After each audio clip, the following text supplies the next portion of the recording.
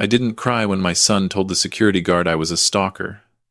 I didn't raise my voice when they escorted me from the banquet hall while 200 guests stared. I simply turned, walked to my truck, and made a phone call that would change everything. Let me tell you how a father becomes a stranger to his own son. My name is Thomas Brennan. I'm 63 years old, and for 40 years, I worked as a welder at Patterson Steel in Cleveland. My hands are scarred from sparks, my back aches from years of bending over metal, and my clothes smell like the factory no matter how many times I wash them. To most people, I look like exactly what I am, a blue-collar guy who built a life one paycheck at a time. But there's something those people don't know. Something my son Marcus never knew. Between 1985 and 2020, I invested every spare dollar I had into rental properties. Small places at first duplexes in rough neighborhoods, apartment buildings nobody else wanted. I'd fix them up myself after my shifts, work weekends, doing the plumbing and electrical. My wife Sarah thought I was crazy, spending money we barely had on slums. But I saw something she didn't. I saw Cleveland starting to come back. I saw young professionals who'd work downtown and need affordable places to live. By the time Sarah died of cancer in 2018, I owned 17 properties across 3 counties. The rental income alone was pulling in $42,000 a month. I had $3.4 million in various accounts. But I kept going to the factory every day, kept driving my 2006 Ford pickup, kept living in the same 2-bedroom house on Maple Street where Marcus grew up. Why? Because Sarah made me promise something before she died. She grabbed my hand in that hospital room, her voice barely a whisper, and said, "Tommy, don't let him turn into one of those entitled kids. Make him work for everything. Make him appreciate what he has." I kept that promise, even when it cost me everything. Marcus was our only child. Smart kid, always had his nose in books. Sarah and I were so proud when he got into Ohio State, even prouder when he decided to go pre-med. But here's the thing, Marcus thought he'd earned a full-ride scholarship. He didn't know the truth. I'd set up the Brennan Family Medical Scholarship through the University Foundation back in 2016. Donated $500,000 over 4 years. Structured so it would cover one student's complete education tuition, room, board, books, everything. The foundation selected the recipient based on merit and financial need. Marcus applied. Marcus won. He never questioned it. During undergrad, he'd call me every few weeks. "Hey, Dad, how's the factory?" He'd tell me about his classes, his grades, his plans. Then, in his junior year, he met Vanessa. Vanessa Chen came from money. Real money. Her father owned a chain of luxury car dealerships across the Midwest, and her mother was a prominent surgeon in Columbus. They lived in Dublin, in one of those neighborhoods where the houses all look like small hotels and the driveways could fit 4 cars. The first time Marcus brought Vanessa home to Cleveland, I saw the look on her face when she pulled up to our house. The paint was peeling. The lawn needed work. My truck was parked in the driveway, with a busted taillight I hadn't gotten around to fixing. "So this is where you grew up?" she said, not even trying to hide the pity in her voice. Marcus looked embarrassed. "It's not much, but it's home. Right, Dad?" I smiled and shook her hand. "Nice to meet you, Vanessa. Marcus has told me a lot about you." She gave me this tight little smile and wiped her hand on her designer jeans after we shook. I saw it. Marcus pretended he didn't. Over the next year, things changed. The phone calls got shorter. "Hey, Dad. Can't talk long. Studying." Then they got less frequent. "Sorry, I haven't called. Been busy with rotations." Then they stopped altogether unless he needed something. In 2022, Marcus got accepted to Case Western's medical school. Another 4 years, another $500,000 in tuition. I set up another scholarship. He won again. Never questioned it. By then, Vanessa was a permanent fixture. They'd moved in together in a high-rise in University Circle. Expensive place. I didn't ask how he afforded his share because I knew Vanessa was paying. And with every month that passed, my son drifted further away from the man I'd raised him to be. The last time Marcus visited me was Christmas 2023. He came alone because Vanessa was with her family. He stayed for 45 minutes, checked his phone the whole time, and left before we even finished eating. As he walked out the door, he paused. Dad, I know this is hard for you to understand, but I'm building a different kind of life than you had. I'm grateful for everything, but I need to focus on my future now. I watched his BMW Vanessa's gift disappear down Maple Street. That's when I knew I'd lost him. Medical school graduation was set for May 18th, 2024, a Saturday. The ceremony would be at the Veal Center, followed by a private reception at the Ritz-Carlton downtown. Marcus had sent me an invitation 3 months prior. Just a text message with a PDF attachment. No phone call, no personal touch. I RSVP'd yes. Bought a new suit. The first one I'd owned in 15 years. Had it tailored. Got a haircut. Even bought new dress shoes. I wanted to look good for my son's big day. The morning of the graduation, my phone rang. Marcus. My heart jumped. Maybe he was calling to say he was excited I'd be there. Maybe things were turning around. Dad, hey. His voice sounded strange. Tight. Listen. About tonight. I'm really looking forward to it, I said. I'm so proud of you, son. Yeah, about that. He cleared his throat. The thing is, Vanessa's parents are hosting a table at the reception. They're friends from the hospital. Some colleagues from the dealership. It's a networking thing. Okay, I said slowly. And Vanessa thinks, well, we both think it might be better if you didn't come to the reception part. The ceremony is fine, obviously, but the reception is going to be pretty upscale, and you know how those things are. Lots of doctors and business people. It might be uncomfortable for you. My hand tightened on the phone. Uncomfortable for me? Or uncomfortable for you? Dad, don't be like that. I'm just trying to save you from feeling out of place. You'd hate it anyway, all that fancy food and small talk about medical practices and investments. I see. You understand, right? You can watch the ceremony, take some pictures, and then head home. We'll do dinner next week, just the two of us. My treat. Something in his voice told me that dinner would never happen. Marcus, who's going to be at your table at this reception? Well, Vanessa's parents, obviously. Her aunt and uncle, some family friends. And, he hesitated, Dr. Morrison, from the hospital, is bringing his wife. He's considering me for a residency position, so this is really important. Who else? Another pause. Longer this time. Vanessa's brother, Jeff, and his wife. And Vanessa's parents invited this guy, Richard Chen, no relation, who's a senior partner at their investment firm. And where do they think I'll be? I told them you couldn't make it. Work emergency at the factory. The factory where I hadn't had a shift in 4 years because I'd quietly retired. The factory that didn't even exist anymore, Patterson Steel, had closed in 2021. So you lied. I bent the truth to make things simpler. Dad, please don't make this difficult. This is my day. I've worked so hard for this. He'd worked hard. On my money.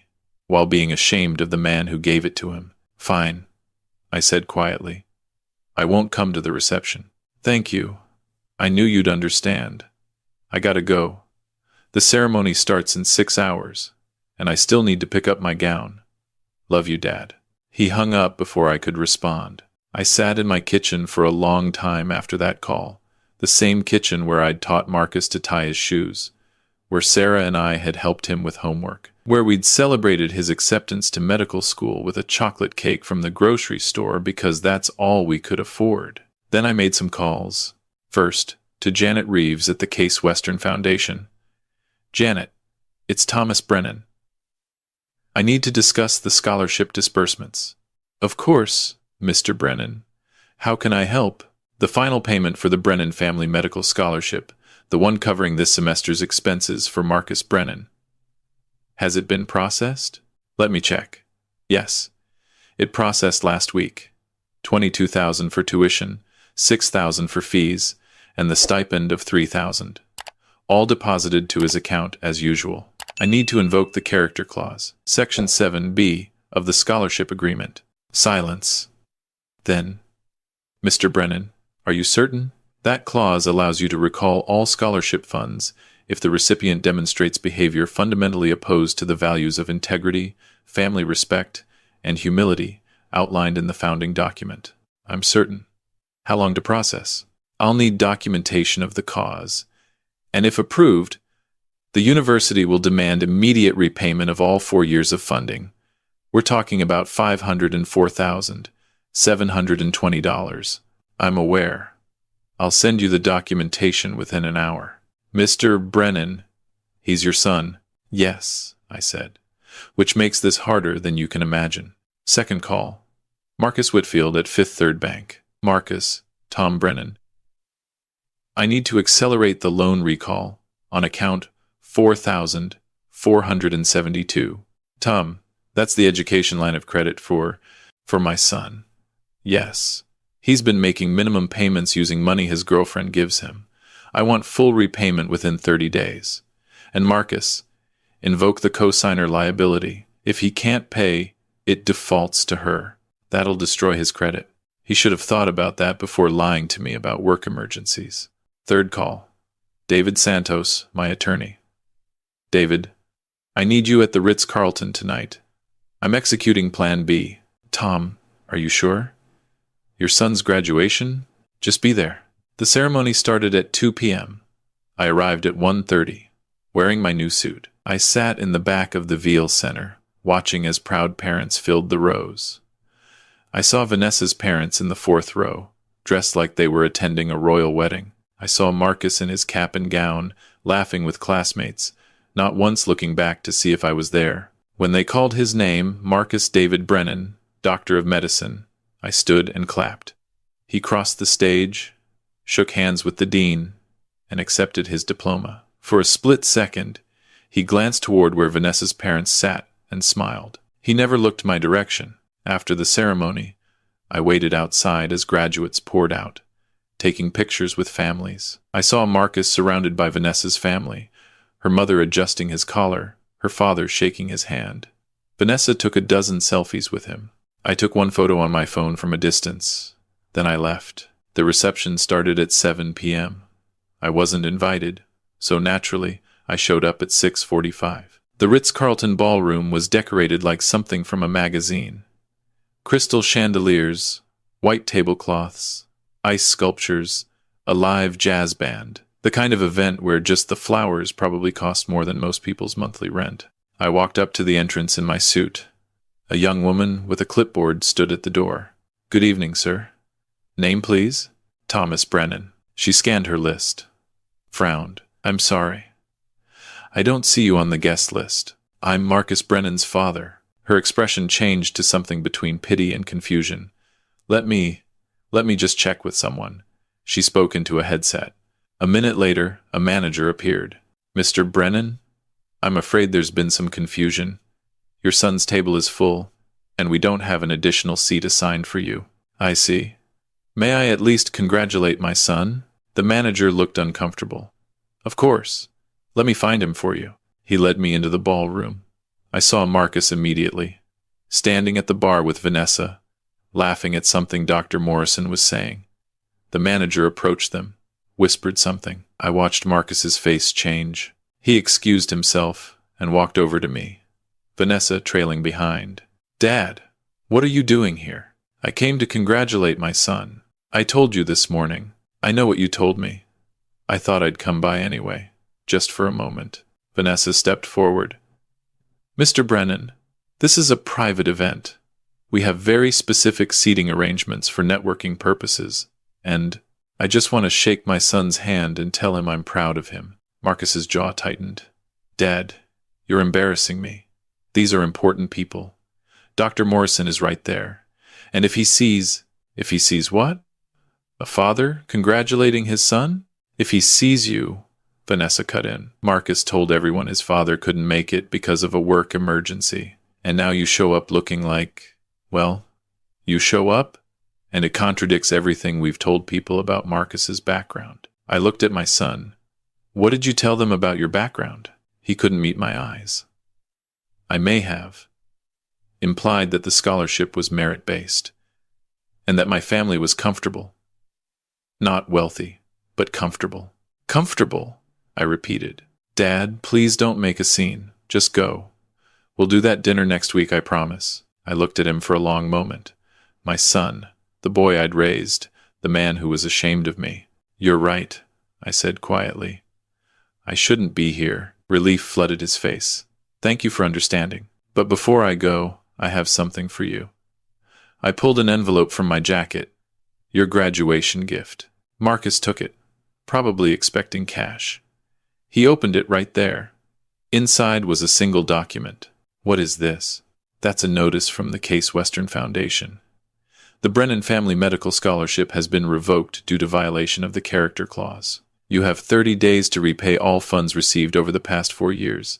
That's $504,720. The color drained from his face. "What?" "Oh, and the second page is from Fifth Third Bank. Your education line of credit, the one I co-signed, is being called. Full repayment required within 30 days. That's another $60,000 you borrowed for living expenses." Vanessa snatched the papers. "This is insane. You can't do this." "I can, actually. I funded the scholarship. I co-signed the loan. And Section 7B of the scholarship agreement specifically allows for revocation if the recipient demonstrates behavior fundamentally opposed to family respect and personal integrity." Marcus grabbed my arm. "Dad, wait. This is some kind of joke, right? You're trying to teach me a lesson?" "The only joke," I said calmly, "is that you've been lying to yourself about who paid for everything. The scholarship you won? I created it. The money you thought just appeared? I put it there. Every tuition payment, every book, every meal plan, every dorm room. That was me." "That's impossible." "You're a welder. I was a welder. I'm also a landlord with 17 properties and a portfolio worth $3.4 million. But you never bothered to ask. You just assumed your old man was too stupid and too poor to be anything more than an embarrassment." Vanessa's mouth opened and closed. "Marcus told us his parents were," he said. "He said what? That I was nobody? That I was just some factory worker he wanted to forget about?" Marcus's face crumpled. "Dad, I didn't mean—" "You meant every word. And now you'll live with the consequences." I turned to go. "Wait." He grabbed my arm again, harder this time. "You can't do this. I'll lose everything. The bank will come after me, and I won't be able to pay, and—" "And what? You'll have to ask Vanessa's family for help? You'll have to admit you lied about your background? You'll have to face the fact that the man you were ashamed of was the man who gave you everything?" Security appeared. The manager must have called them. 2 large men in suits. "Sir, you need to leave." I looked at my son one last time. "You told them I was a work emergency. You know what? You were right. Your whole life has been built on my work.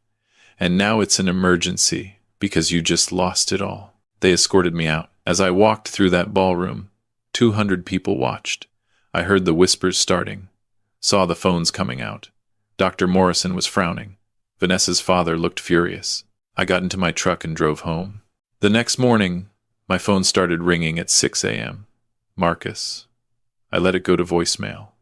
He called 12 more times. I listened to the messages later. "Dad, please, you have to fix this. The university sent me a formal letter. This is real. Dad, Vanessa's parents are furious. They're saying I lied to them about my family.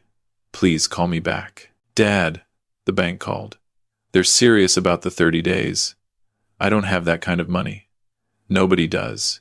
You have to stop this. Dad, please. I'm sorry. I'm so sorry. I was wrong.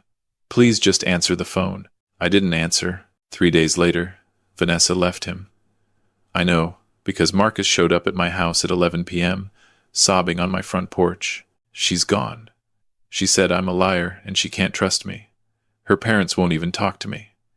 And Dr. Morrison rescinded his residency offer. He said I showed poor judgment in family matters. I opened the door but didn't let him in. What do you want, Marcus? I need your help. I need you to fix this. Call the university. Call the bank. Tell them it was a mistake. Was it a mistake? What? Was it a mistake when you told security I was a stalker? Was it a mistake when you lied about me to everyone you knew? Was it a mistake when you were ashamed to have your own father at your graduation reception? He broke down. Full sobbing. The kind I hadn't seen since he was a kid with a skinned knee. I was wrong. I know I was wrong. I'm sorry, Dad. I'm so sorry. Sorry because you got caught. Sorry because you're facing consequences. Not sorry for what you did. No, I'm sorry because I hurt you, because I was a terrible son, because I forgot everything you and Mom taught me about being a good person. I looked at him, really looked at him, saw the designer clothes Vanessa had bought him, saw the watch that probably cost more than my truck, saw the man who'd chosen status over integrity.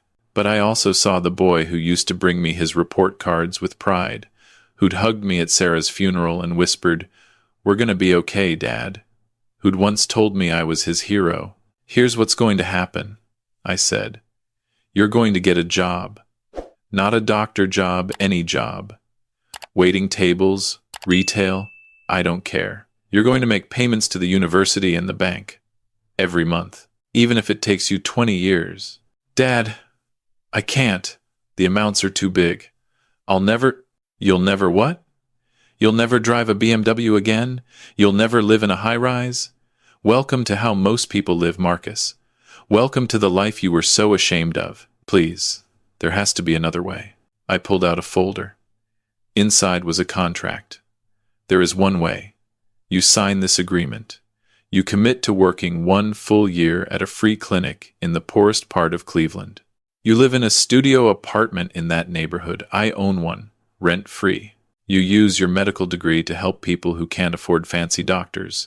You remember why you wanted to be a doctor in the first place. And then, if you can prove to me that you've remembered what it means to have integrity, I'll reinstate the scholarship funds. But Marcus, you have to earn it. Not with words, with actions." He stared at the contract. 1 year? Minimum. Could be longer, depending on whether I believe you've actually changed. And if I don't sign, then you owe $564,720 in 30 days. Your choice. He took the pen with shaking hands and signed. That was 6 months ago. Marcus works at Street Vincent's free clinic now.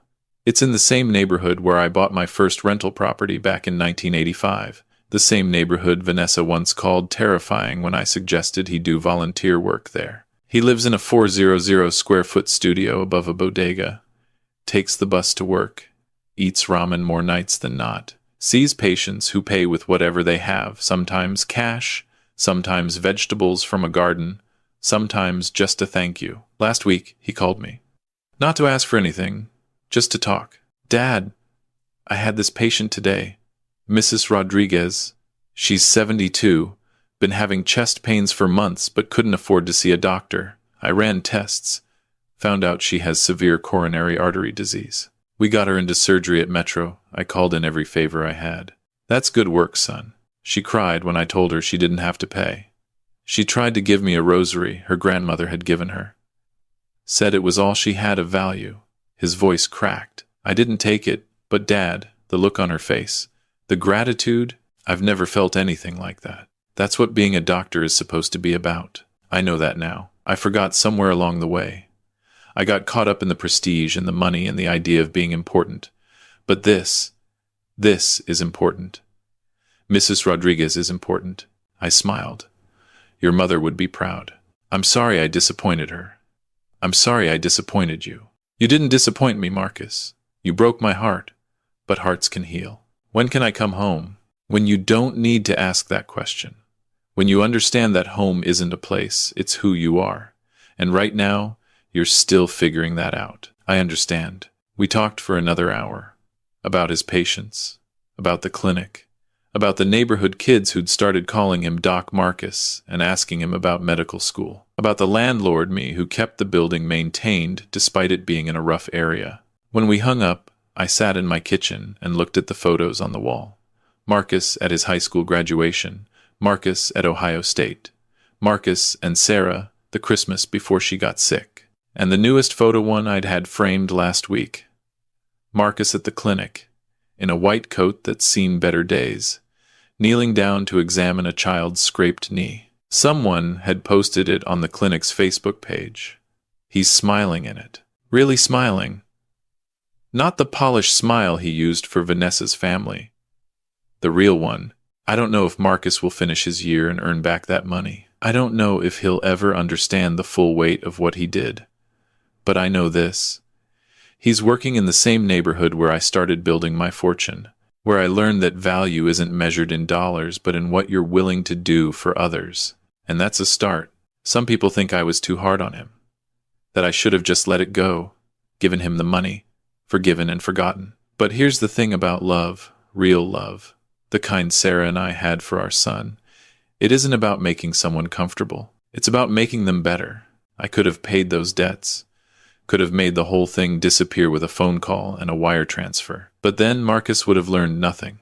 He'd have gone right back to the life he was building, the one where his father was an embarrassment, and success meant forgetting where you came from. Instead, he's learning what I learned 40 years ago, welding metal in a factory while everyone else was out having fun.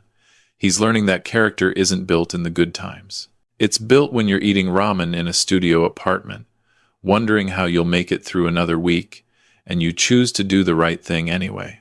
Last month, I drove past Street Vincent's, parked across the street and watched through the window. Saw Marcus talking to an elderly man, taking his blood pressure, writing something on a clipboard. The man said something and Marcus laughed, that same laugh he had when he was a kid, before the world taught him to be ashamed of joy. I didn't go in, didn't want to interrupt, but I took a picture on my phone, added it to the collection. Tonight, I got a text from him. Just 3 words. Thank you, Dad. I stared at those words for a long time. Thought about that night at the Ritz-Carlton. Thought about Sarah in that hospital bed, making me promise to teach our son the right way. I texted back, "You're welcome, son. Your mother would be proud of who you're becoming." 3 dots appeared, disappeared, appeared again. Then, "I hope someday I can make you proud too." I smiled and typed, "You already are. Keep going." Because that's the thing about being a father. You don't do it for gratitude. You don't do it for recognition. You do it because your job isn't to be your child's friend. Your job is to raise them to be the kind of person the world needs. Even when it costs you everything.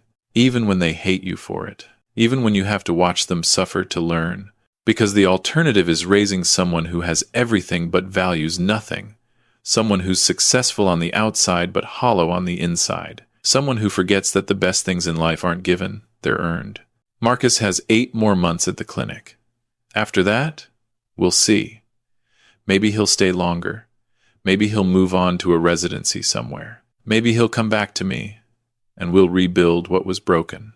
Or maybe the distance between us will always be there, a scar that never fully heals. But either way, I know I did the right thing.